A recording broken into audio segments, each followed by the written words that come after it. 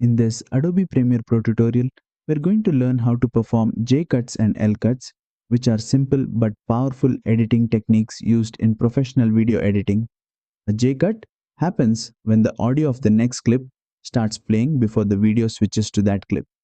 An L-cut happens when the audio from the first clip continues playing even after the video has already cut to the next clip.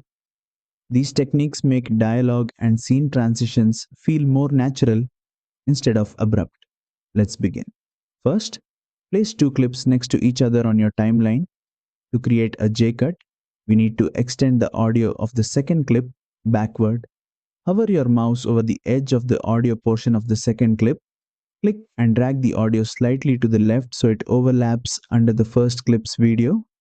Now when you play it back, you'll hear the second clip's audio before the video changes. That's a J-cut. Now let's create an L-cut. Take the first clip's audio and drag its edge slightly to the right so it continues playing under the second clip's video. Now when you play it back, the first clip's audio continues even after the video changes. That's an L-cut. If your audio and video are linked, simply drag the audio portion while trimming, and Premiere will allow you to adjust it accordingly. These cuts are commonly used in interviews, conversations, and storytelling to make edits feel smoother and more cinematic. And that's it. You now know how to perform J-cuts and L-cuts in Adobe Premiere Pro. If this tutorial helped you, don't forget to like, share, and subscribe for more Adobe Premiere Pro tutorials.